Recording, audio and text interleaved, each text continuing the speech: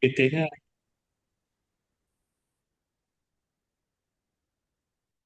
Alhamdulillah, alhamdulillahirabbil alamin. Assalatu wassalamu ala asrofil anbiya'i wal mursalin wa ala alihi wa ashabi rasulillahi ajma'in.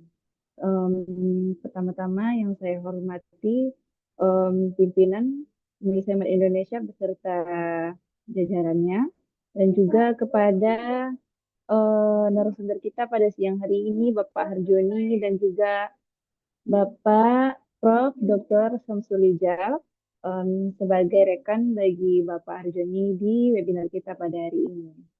Dan terkhusus juga kepada Bapak dan Ibu yang sudah hadir pada hari ini dan berkesempatan hadir untuk mengikuti webinar Nulis Hemat Indonesia. Pertama-tama, perkenalkan nama saya Cindila Dia Virgo sebagai host pada hari ini dan juga bersama kita telah hadir Bapak Dr. Harjoni Esos, MSI. Beliau lahir di Kutacane dan juga sudah menyelesaikan pendidikan terakhir yaitu S3 Doktor. Dan juga bersama kita sudah hadir juga rekan dari Bapak Harjoni kita yaitu Bapak Prof. Dr. Haji Samsulijal. Beliau lahir di Prapat Hulu, Aceh Tenggara. Kepada Bapak Harjoni dan Bapak Samsulijal boleh kami persilakan waktu dan tempat untuk diskusi pada siang hari ini.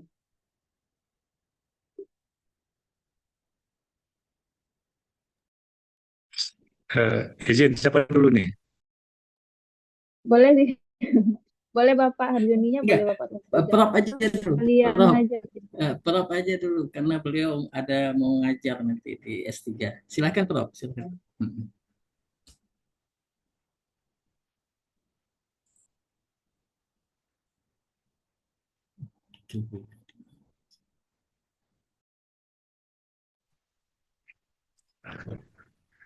Bismillahirrahmanirrahim. Assalamualaikum warahmatullahi wabarakatuh. Waalaikumsalam warahmatullahi wabarakatuh. Eh, Terima kasih telah mengundang untuk dapat berbagi pada eh, siang jelang sore ini. Eh, Terima kasih Dr. Hazuni dan juga sebagai pengarang buku ya. Dan saya dimintakan kata pengantar dalam buku ini. Kemudian eh, para peserta yang sudah bergabung yang saya hormati ya. Sangat luar biasa ini. Hmm, Bumi boleh semakin panas ya, tetapi ide dan pikiran kita hendaknya sejuk. Kenapa? Karena bumi yang panas itu adalah karena perilaku kita sendiri ya, sehingga kita berada dalam kepanasan. Oke, sebentar ya ini saya apa namanya? Saya temukan dulu PPT-nya. Baik Bapak. Izin sebentar beberapa detik.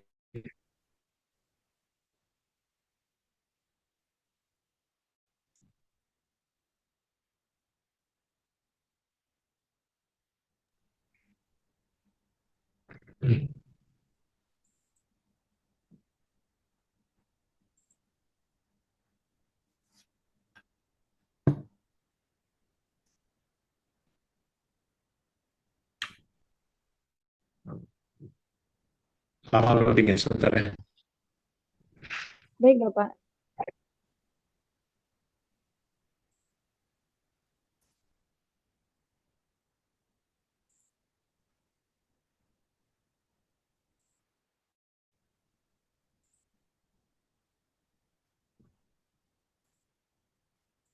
Sebentar.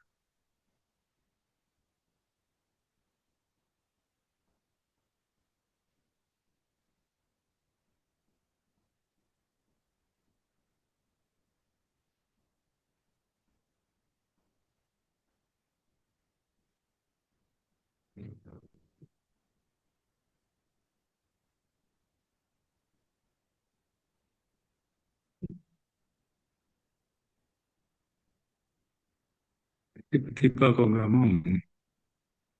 Em, atau Joni yang ituin, Bro. Saya yang share, Bro.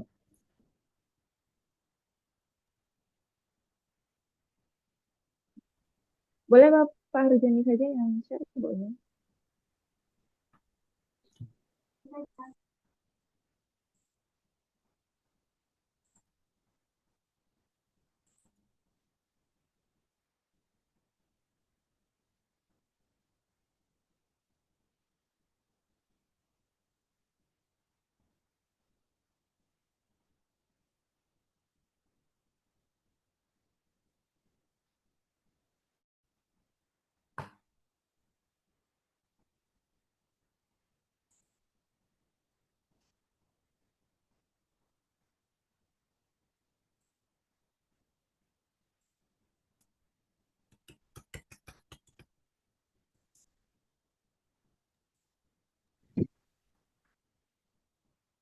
Baik, mohon maaf ini ada gangguan. So,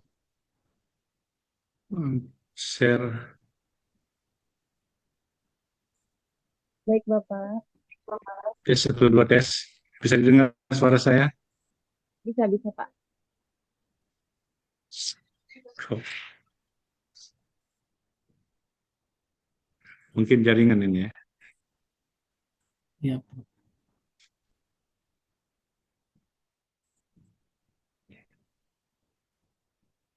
Ini bisa didengar ya. Baik, Bisa tema Bapak. kita adalah bumi sebagai amanah, ekologi dalam perspektif manajemen syariah. Ya. Tanpa itu sadar bahwa ada beberapa hal yang menyebabkan krisis ya. Itu sebenarnya menurut hemat saya krisis itu muncul karena dunia sebenarnya menghadapi krisis multidimensi ya, terutama krisis ekologi ya, yaitu krisis spiritual dan krisis etik. Itu saya rasa pada tahun 96 kita pernah mengantisipasi hal tersebut. Eh, tetapi sepertinya tawaran-tawaran sains dan teknologi itu tidak cukup karena yang menggerakkan sains dan teknologi itu juga adalah manusia. Manusia yang punya ruh, punya jiwa, punya spirit ya. Tentu harus ada pendekatan religius dan pendekatan moral. Makanya kalau bicara tentang ekoteologi, sebenarnya bagaimana ekosistem itu terjaga karena perilaku dan aktivitas kemanusiaan itu menempatkan manusia sebagai apa ya? Sebagai bukan hanya user ya, tapi juga menjaga kontinuitas alam itu sendiri. Jadi jangan hadirnya sebagai perusahaan. Makanya di sini ada perlu apa ya? Perlu ilmu-ilmu yang sangat signifikan di dalam menjaga ekosistem semesta. Mungkin juga kita tahu kan dimensi manusia itu ada dimensi roh, ada dimensi jasad, dan ada dimensi akal rasio ya. Harus ada keseimbangan ini. Maka ketika manusia memiliki wawasan ilmuwan, ada nilai-nilai religi bagi dirinya, kemudian juga nilai-nilai moralitas di dalam mereka berinteraksi. Ini penting. Oleh karenanya manusia harus harus selalu berada dalam equilibrium antara antara kebutuhan dan bagaimana ya memelihara alam itu sendiri. Buku yang ada di tangan pembaca ini oleh penulisnya Dr. Arjuni Deski. Sebenarnya ia berupaya untuk eh, menemukan ya bagaimana base of principle daripada syariah untuk wacana ekologi. Jadi dia tidak hanya berhenti pada teori ya. Kita sebenarnya tatanan-tatanan teori itu sudah cukup banyak dan tinggi ya. Tetapi bagaimana sebuah konsep-konsep teoritis itu bisa apa ya, diimplementasikan dalam bentuk konkret ya. Artinya dalam penerapan teori ekoteologi perlu ada jaminan sistem ya. Jadi paradigma juga dibutuhkan dalam jaminan sistem. Siapa yang bertanggung jawab apa gitu di dalam pemanfaatan alam sekaligus memelihara lingkungan itu sendiri. Mungkin juga kita dalam tataran eh, konsepsi akademik misalnya ya, bahwa ada epistemologi manajemen berorientasi kepada ekologis. Maksud saya adalah bagaimana gambaran substansial daripada eh, tata kelola alam itu eh, berorientasi untuk menjaga ekologis ya. Jadi ini penting.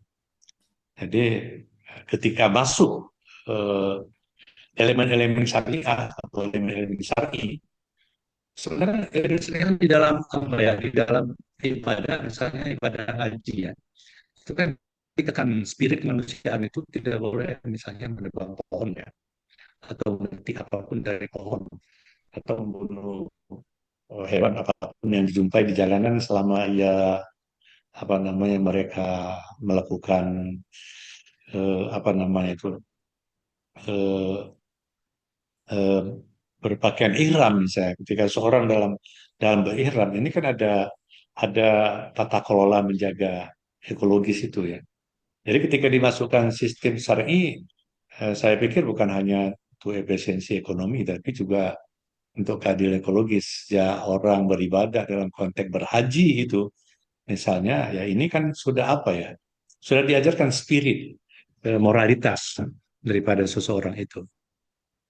Hmm, Kemudian eh, kalau kita runut terjadinya Islam melindungi peradaban ya. Misalnya begini, bagaimana tata kelola syar'i itu bisa melahirkan project civilization, jadi civilized yang berkeadaban ya. Karena bagaimanapun mm, tumpuan substansi keislaman itu muncul kan karena apa ya? Risalah an-nubuwah ya. Kehadiran Rasulullah SAW itu adalah untuk memberikan nuansa apa ya terbaik bagi ekosistem alam ya. Jadi rahmatan lil alamin itu bukan sekedar di sini kita tuliskan tentang hukum formal ya, bahwa matahari berputar terbit dari timur tenggelam di barat ya. Nah, tetapi juga ada proses di sana.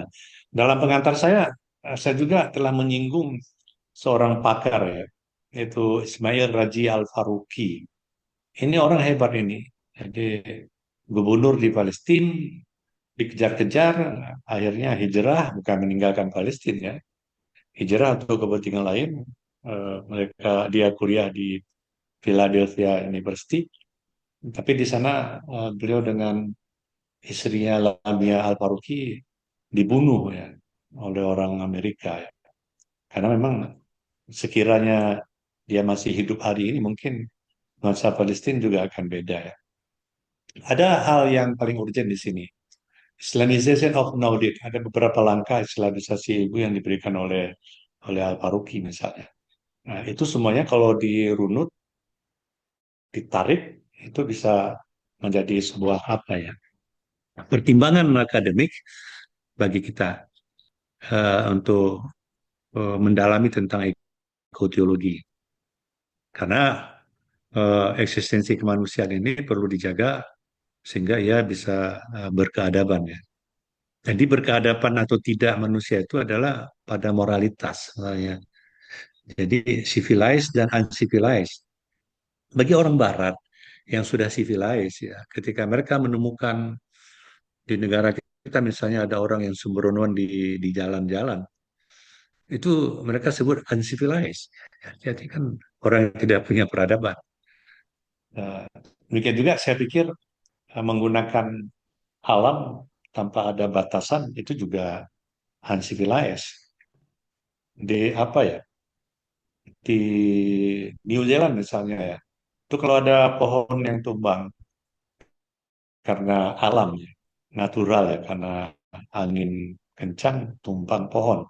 Itu manusia karena mereka berkeadapan itu merasa bela sungkawa terhadap pohon itu tumbang.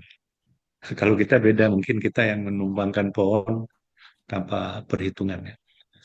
Dan demikian juga mungkin Islam yang akan membangun proyek peradaban ini adalah bagaimana kita integrasikan nilai-nilai spiritualitas dan ilmu modern ya.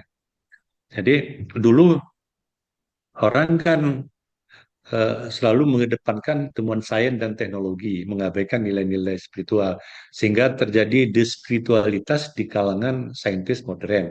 Tetapi pada abad 21 ini telah terjadi pergeseran, bahwa banyak sekali ilmuwan-ilmuwan saintis yang dianugerahi oleh Allah Subhanahu wa taala akan ilmu itu sudah kembali kepada dunia spiritual.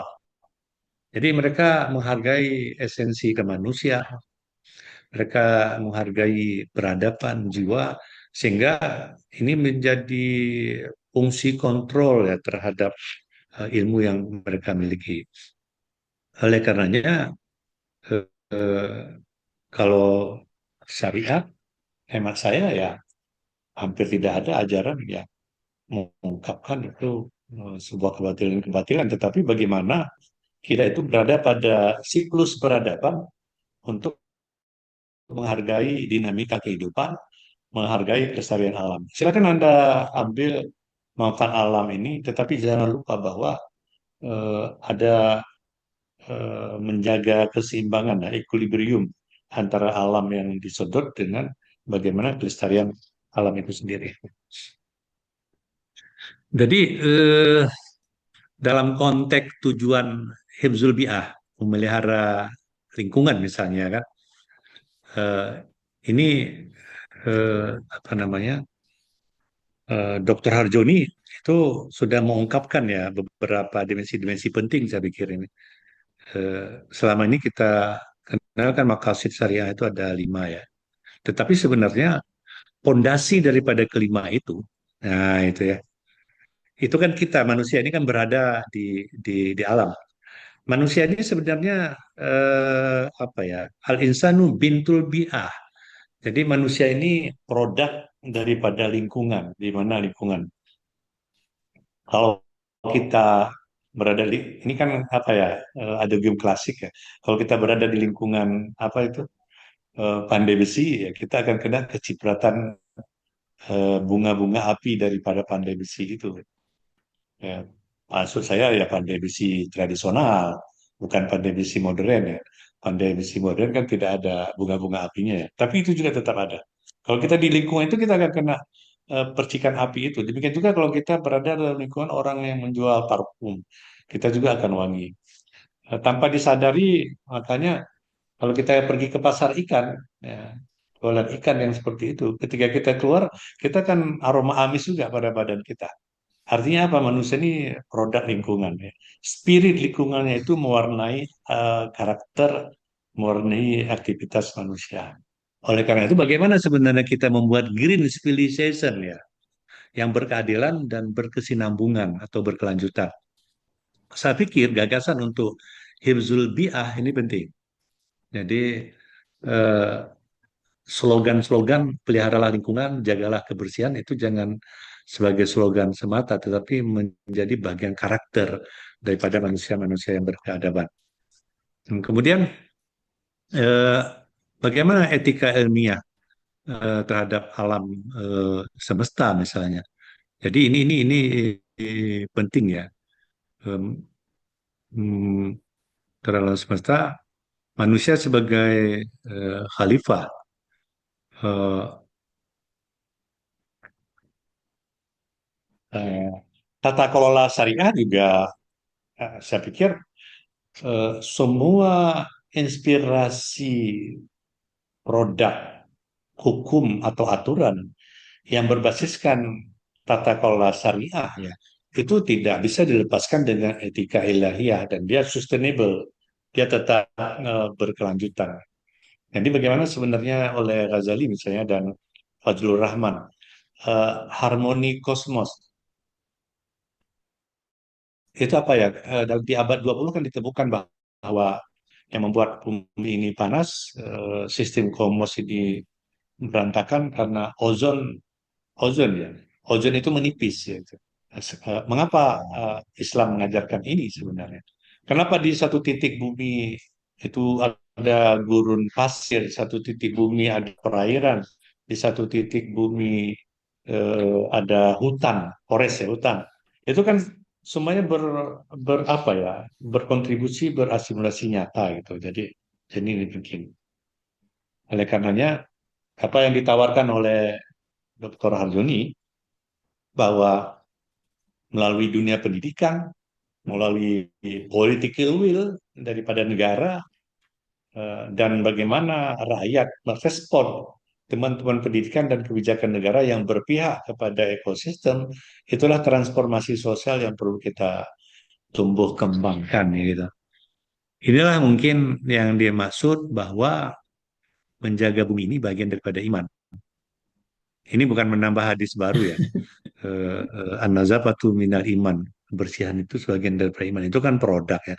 Tapi proses daripada itu ya mau tidak mau tata kelola bumi dengan pendekatan ekoteologi ini menjadi penting. Dan saya melakukan spiritualitas bagi kita semua. Saya kira demikian ya. Terima kasih. Saya kembalikan kepada host ya. Iya, terima kasih kepada Bapak Adrian Fadizal. Bagaimana Pak Harizoni? Kita lanjut atau gimana? Apa namanya, saya cuma sebentar saja karena apa yang telah disampaikan oleh Prof. Samsul Rizal itu walaupun kita meminta dua lembar kata pengantar itu merupakan inti daripada keseluruhan buku ini yang jumlahnya 145 halaman ya Mbak ya. Cuma sebentar saja karena saya yakin teman-teman pendengar dan yang menyaksikan Zoom ini ingin bertanya langsung ke Prof dan mungkin sebagian kecil ke saya. Tapi sebenarnya ini apa namanya banyak yang ingin bertanya ke Prof sebenarnya. Oke, saya share ya Mbak ya. Ya, kita Oke, buka sesi tanya jawab atau langsung ke diskusi bagaimana Pak? sedikit saja saya mau menyampaikan Mbak. Jadi pada dasarnya buku ini lahir kegelisahan yang tadi telah disampaikan oleh Prof. Yang kedua, buku ini ingin mempertanyakan terkait dengan eksistensi kita sebagai khalifah tadi. Jadi kalau kita lihat pertanyaan eksistensi inilah yang kembali mencubit kita bahwa kita berada di muka bumi ini bukan sebagai penikmat semata, tetapi juga harus memiliki tanggung jawab dan evaluasi tanggung jawab itu.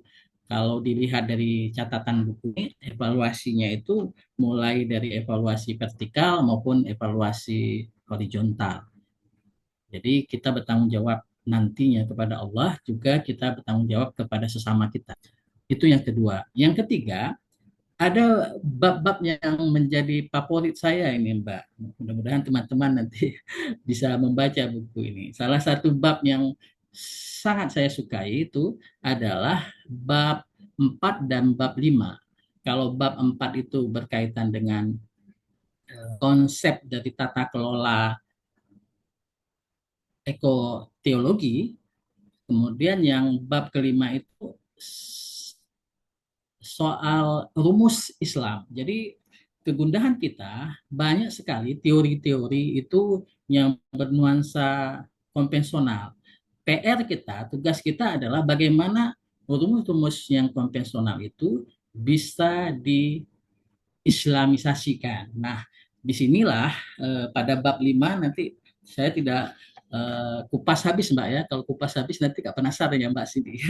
Bab 5 itu menawarkan rumus terkait dengan ekologi teologi itu. Nah, jadi rumusnya otomatis rumus itu nuansanya, standarisasinya itu adalah standarisasi Islam. Bagaimana kita melihat nanti apakah sekolah itu sudah tinggi tidak ekoteologinya, atau lembaga itu sudah tinggi tidak ekoteologinya dengan rumus ini. Mungkin itu yang mau saya sampaikan, Mbak. Mudah-mudahan selanjutnya bisa jadi ajang diskusi kita lebih. Sekitar berapa jam lagi, Mbak? 1 jam kan? Atau 2 jam ya? Lama ini kan? Oke, saya kembalikan Mbak. Terima kasih Mbak Cindy. Ya. Terima kasih Bapak Harjuni. Kita buka sesi tanya jawab dan diskusi bagi Bapak Ibu yang ingin bertanya, boleh bertanya langsung kepada Bapak Prof dan juga Bapak Harjuni, Pak, dipersilakan.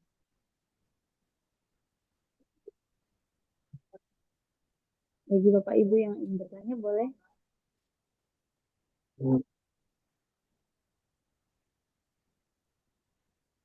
Baik, Bapak MH Fuadi, boleh diaktifkan dulu kameranya dan mikrofonnya.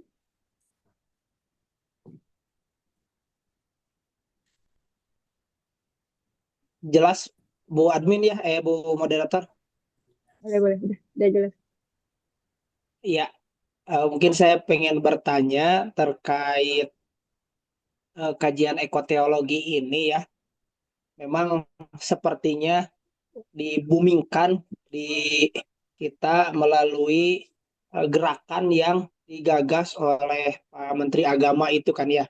Sehingga menjadi kajian yang nampaknya ini tuh rame, padahal sudah seharusnya dari dulu-dulu juga ekoteologi menjadi perhatian bersama dari elit agama khususnya.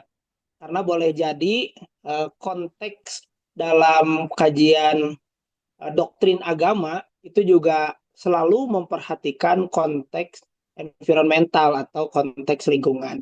Yang ingin saya tanyakan adalah bagaimana kelanjutan dari suatu kajian ekoteologi ini agar bisa masif, apakah dimasifkan melalui momentum keagamaan, karena kita tahu bersama ya Pak Prof dan juga Pak Harjoni bahwa momentum keagamaan dalam Islam ini sangat amat banyak, apakah majelis taklim, khutbah Jumat, mungkin juga sekarang masih ada tuh ya Maulid Nabi, belum nanti ke depan ada Isra Mi'raj, atau juga ada momentum Muharraman dan momentum keagamaan lainnya yang bersinergi dengan konteks budaya atau sosiokultur yang ada di lingkungan.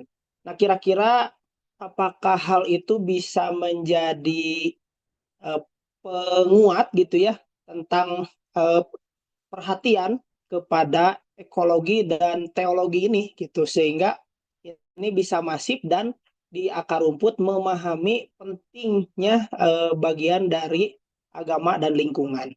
Itu saja mungkin pertanyaan dari saya kepada narasumber. Terima kasih Ibu Moderator. Assalamualaikum warahmatullahi wabarakatuh. Waalaikumsalam. Waalaikumsalam warahmatullahi wabarakatuh. Boleh langsung dijawab aja Bapak Prof Iya. dan Bapak Harjuni. Oke, baik. Dari Wadi ya, Mas Wadi ya. Itu Betul, ini Prof. sangat luar biasa ini. Pertanyaannya cukup bagus ya dan relevan dengan topik kajian kita. Sebenarnya kalau Dr. Harjoni mencermati pertanyaan tadi ya, itu bisa menambah beberapa item lagi dari buku yang sudah ditulis. Ya, jadi kita harus bangga ada pertanyaan-pertanyaan seperti ini, ada masukan-masukan seperti ini. Itu kan sudah berjalan peradaban kita ya. Jadi memang perlu gagasan dan ide tadi. Baik, Mas Puadi ya, Ya, bahwa eh, tadi kan ada saya sebutkan bahwa di samping eh, pendekatan syar'i atau religi, tetapi kan harus ada regulasi juga. Political will ya, saya sebutkan tadi political will ya. Nah, kebetulan saja dalam konteks beberapa bulan terakhir ini Menteri Agama yang mempopulerkan. Tetapi secara epistemologi tentang pemeliharaan lingkungan ini kan sudah sejak lama ada. Tetapi ketika dia menjadi kebijakan kementerian itu kan dia kan terstruktur ya dari atas terus pasif tentu dunia pendidikan. Kalau tanya ke saya, tidak cukup dengan ekoteologi sebenarnya, tapi juga ekoteoantrologi. Jadi Antropologi. jadi kan ada manusianya di situ. Ya, Jadi kan kenapa manusianya? Karena begini, Indonesia ini cukup kaya, ragam etnisitas dan pola pikir dan alamnya. Itu orang Papua itu merespon alam beda dengan orang Kalimantan. Orang Kalimantan di dalam merespon alam beda dengan orang Aceh. Malahan apa Harjoni ada riset nggak itu? Di Aceh kan ada namanya pawang hutan. Jadi Betul, bukan hanya Pak. di lautan aja ada pawangnya ya. Tetapi di hutan juga ada pawang. Pawang hutan itulah yang mengelola tentang alam. Atau dalam konteks modern polisi hutan, ya kan? Pawang hutan itu dia memonitor kalau ada rakyat masuk ke hutan mengambil hasil alam seperti apa misalnya rotan misalnya kalau berlebihan atau apa itu kena sanksi adat. Makanya saya sebutkan tadi ekoteoantrologi gitu. Jadi tidak cukup dengan spirit syar'i, tetapi juga eh, kemanusiaan itu sendiri. Atau bahasa kerennya ya Pak Adi ya, local wisdom. ya. Jadi local wisdom itu harus menjadi fondasi di dalam menjaga ekosistem alam ya. Kenapa perlu ada local wisdom? Karena memang bukan berarti apa ya, manusia itu kan sudah beragama, ya tiu kan berketuhanan. Tetapi di dalam mereka merespon pesan Tuhan ketika dijabarkan dalam praktek ya, itu akan berbeda-beda manusia ini. Seperti saya katakan tadi, orang Aceh beda, orang Danau Toba beda, orang Kalimantan beda, Sulawesi, di Poso beda, di Papua juga beda. Di New Zealand juga beda. Malahan sebenarnya kalau ya Aljoni ya kalau Pak Aljoni ini kalau udah pergi ke apa, saya sudah pernah berkesempatan ke New Zealand itu mereka ekosistem alam sangat sangat terpelihara dengan baik. Jadi jadi mereka itu benar-benar kalau diberikan kewenangan mengambil hasil hutan, reboisasinya juga tertata dengan baik. Kalau kita kan banyak ilatnya ya, banyak kiatnya. Saya kayak gitu Mas Wadi. Jadi kalau saya malahan tidak hanya ekoteologi tapi ekoteoantrologi. Jadi kalau berani Anda mengcombine ini dengan basis keilmuan kearifan lokal, itu sudah teori baru itu, teori baru. Bisa satu, Jadi, jangan bisa bingung satu dengan buku banyak. lagi nanti kita Benar tuh. buat, Prof. Bahkan eh, respon ya Bro langsung. Bahkan bukan hanya Ya, oke. antropologi saja menurut saya teo antro pedagogi karena itu kan Ya, dari ya, oke. bawah kita Hmm, build up-nya kan Bro. siap, siap. Setuju. Makanya jadikan ini sebagai adagium penuan baru dan akademisi aku dengan sintesa atau antitesa ya. Kita tidak mau hanya penerima tesa di mana-mana tesa itu terus. Perlu ada eh, tesa, antitesa dan sintesa. Kalau bisa berpikir sintesis itu lebih makmur alam ini. Oke, saya kembalikan kepada hostnya, Mbak Cindy ya.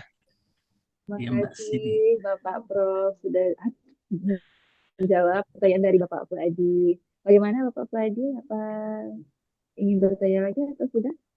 Sementara cukup mungkin ada yang bertanya lagi Ibu moderator. Ah, ya, Oke, ada Pak baik. Anjar. Mm-mm. Kita ada Bapak Anjar di sini. Oke, Bapak Anjar silakan beri pertanyaan.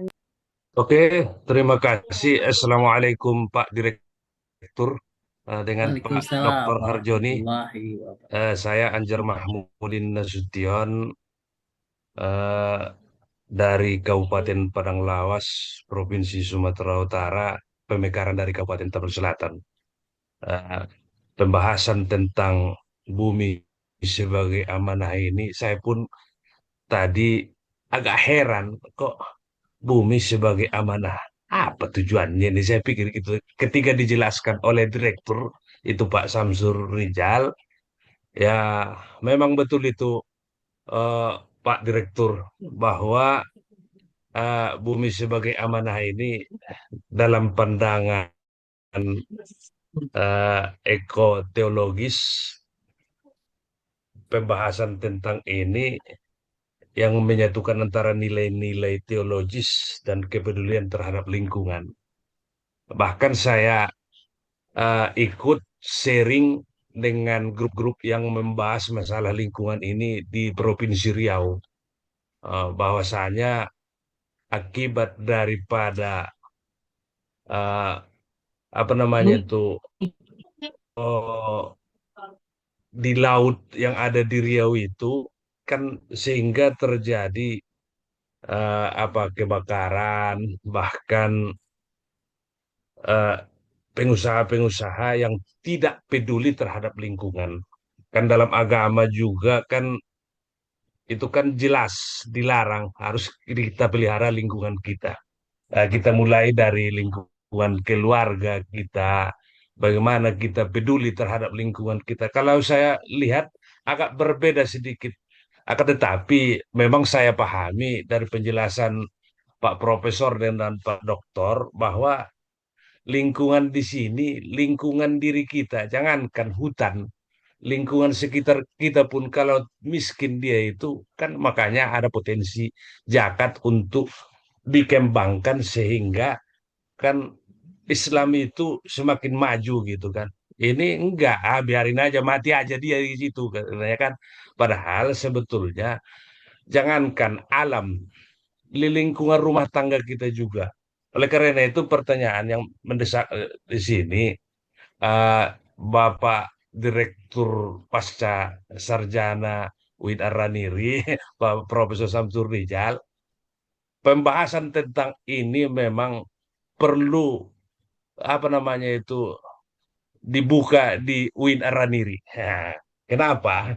Karena nanti ini kan pemerhati-pemerhati kan timbul pakar-pakar, termasuk juga Pak Samsul Rijal dengan Pak Harjoni. Oleh karena itu, kenapa nggak dibuka di sana, Pak Direktur? Nah, itu pertanyaan yang pertama. Yang kedua, menurut pandangan Pak Harjoni,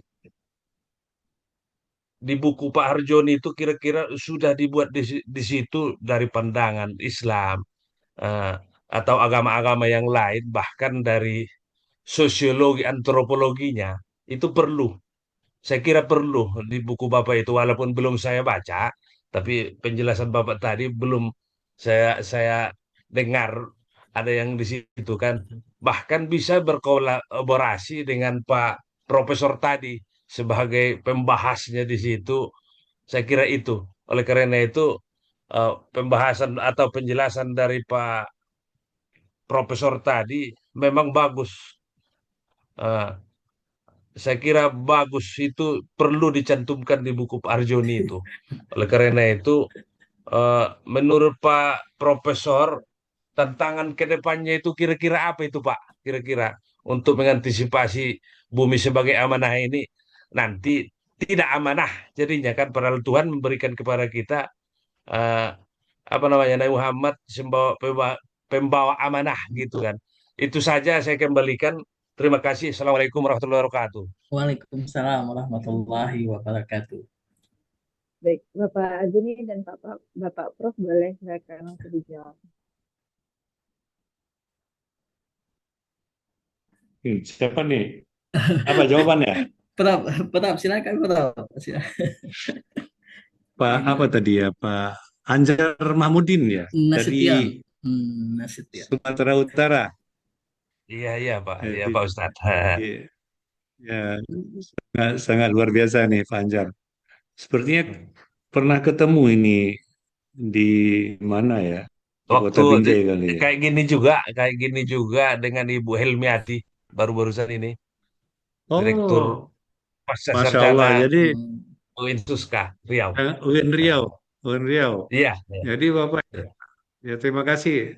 Ini ada Rahlan Ketua Prodi S3 UIN Studi Islam UIN dan belum Dr. Pasca, Pak. Jadi Iya. Jadi Doa, doa itu, doa, Pak. Jadi doa, doa. doa, Jadi doa. doa. Jadi amin. doa. Doa boleh lah. Memang ya minggu yang lalu itu eh, Ibu Profesor Helmiati ya. Iya. Ternyata Bapak ikut di webinar Aceh, sangat luar biasa, saya apresiatif. Ini ke depan jangan lupa Pak, ikut lagi ya dari Profesor Siti Rohini Zuhaidin. Itu Duta Besar Pokoknya Indonesia di Uzbekistan. iya iya iya Pak Profes. Dari Uzbekistan.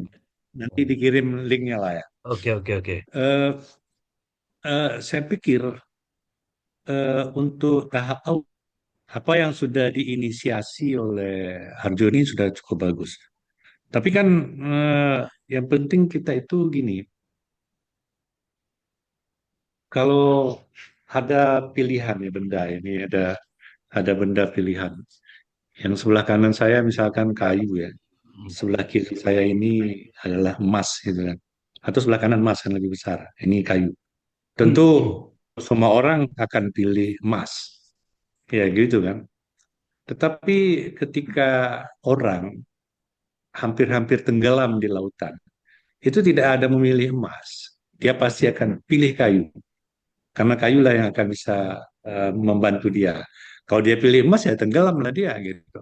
Jadi jadi hajat atau kebutuhan itu sifatnya adalah sangat situasional ya. Jadi hajat dan kebutuhan itu dia sangat situasional. Itu pada dalam istilah orang itu kan kimat ya, nilai. Wakimatuhu ya, dan nilainya itu terletak pada kebutuhan. Sebenarnya menjaga alam itu bukan kebutuhan Tuhan di dalam menciptakan alam ya, tetapi adalah tata kelola alam yang diberikan oleh Allah untuk kebutuhan manusia sebenarnya. Jadi jangan kita pikir kalau rusak alam ini Allah akan menjadi kurang, tidak. Tapi dengan rusaknya alam, keterbutuhan kita untuk anak cucu kita lah yang akan terbatas ya. Jadi itu. Untuk Aceh belum ada studi lingkungan hidup secara khusus, tetapi di kajian studi Islam itu sangat besar kemungkinan kalau ada disertasi yang menulis tentang ekosistem atau lingkungan hidup, ya kita akan fasilitasi ya dengan menghadirkan pakar-pakar lingkungan dari yang ada yang bisa kita kolaborasikan. Tidak apa-apa, welcome ya siapa saja yang ingin menekuni untuk penulisan disertasi di studi Islam, saya kira bisa. Sama aja di Lot semuanya juga sudah ada studi Islam di Sumatera Utara, nggak salah itu di Padang Sidempuan itu ya. Iya ya Itu Pak. sudah ada prodi studi Islam gitu. Iya Kalau di Winsu-nya belum, tapi di Padang Sidempuan ya sudah ada. iya. Win Di Langsa akan buka. Sahada Profesor. Ada ya. Ya sudah buka ya. Saya kira gitu sebagai feedback dari saya, dan terima kasih Anjar Pak Mahmudin. Anjar Mahmudin Iya. Nasution ada bagian. Lah, Oke, bagaimana Bapak? ya Apa? saya sedikit mau mengomentari. Yang pertama ucapan terima kasih kepada Pak Anjar. Itu masukan yang sangat luar biasa tadi, melihat dari sisi lain, apakah itu dari sosiologi maupun dari agama-agama lain soal pandangan terhadap lingkungan atau bumi tadi. Itu mungkin menjadi siap-siap ya Mbak Cindy, kita buat edisi kedua dan ketiga nanti. Itu yang pertama. Yang kedua, saya melihat bahwasannya soal lingkungan ini kita harus punya konsep, saya kira, dan seperti yang disampaikan oleh Prof tadi, setiap daerah itu punya kearifan masing-masing. Oleh karena itu peta jalan untuk bumi sebagai amanah ini seharusnya itu menjadi kearifan masing-masing daerah, sehingga nanti punya warna sendiri. Masalah cepat dan lambatnya itu berbeda ya setiap daerah nanti. Tapi kalau ada konsep soal peta jalan yang setiap daerah menonjolkan kearifan lokalnya, itu saya kira jadi menarik itu. Oke, terima kasih Mbak Cindy. Oke, baiklah. Karena sesi kita sudah habis dan juga selesai, bagi Bapak Ibu yang ingin mengisi Cepat ya Mbak aktivitas, Cindy ya. ya kita sampai jam 3 ya. Oh Iya, iya ya. karena waktu asar di Sumatera Barat itu lumayan cepat ya Bapak ya. Sekali lagi sebelumnya Mbak Siti Baiklah. saya ucapin terima kasih kepada Prof. Ya, gimana beliau ini barusan pulang dari Kuala Lumpur, barusan Ya. memberikan presentasi di Kuala Lumpur dan kembali ke Aceh dan tapi diundang oleh Mbak Cindy beliau bersedia kan luar biasa. Terima kasih sebelumnya. Ya. Terima kasih banyak Bapak Prof sudah Oke, mau makasih. hadir. Izin. Em, Oke, ya, ya Pak. mudah-mudahan berkah. Ya. Amin. Ya, amin. Baiklah. Bagi Bapak Ibu, mohon diisi terlebih dahulu absensi kita pada hari ini dan juga bagi Bapak Ibu yang tidak memfollow sosial media Indonesia Hemat, salah satunya atau yaitu Facebook, YouTube atau Instagramnya, kami tidak bisa memberikan sertifikatnya. Untuk itu mohon untuk memfollow terlebih dahulu, itu sebagai salah satu syarat dari kami karena kami sudah menyediakan webinar gratis untuk. Dan juga terima kasih kepada Bapak Arjuni pada hari ini sudah memberikan ilmu dan kepada kami yang em, ingin mengetahui tentang bumi sebagai amanah ini. Dan juga bagi Bapak Ibu yang ingin membeli buku atau memesan buku Bumi sebagai Amanah dari Bapak Arjoni, boleh hubungi admin kami atau melalui media sosial kami, website kami, dan juga dari Shopee juga ada. Baiklah, mohon maaf apabila kami ada kesalahan kata selama webinar hari ini dan juga kepada Bapak dan Ibu, kita kembali lagi webinar pada 2 minggu ke depannya. Untuk itu, mohon untuk memantau selalu info dari grup webinar kami. Terima kasih atas waktunya, terima kasih atas hadir pada webinar kita pada hari ini. Mohon maaf apabila ada kesalahan dari kami dan tim. Assalamualaikum warahmatullahi wabarakatuh. Waalaikumsalam. Terima kasih Pak Anjar dan Ya, yang lain. dibagi-bagi bukunya Pak Arjoni. Siap, siap, siap. Siap. Izin ya Bapak, Ibu, izin. Terima kasih. Terima kasih Mbak Oke. Cindy, terima kasih. Assalamualaikum.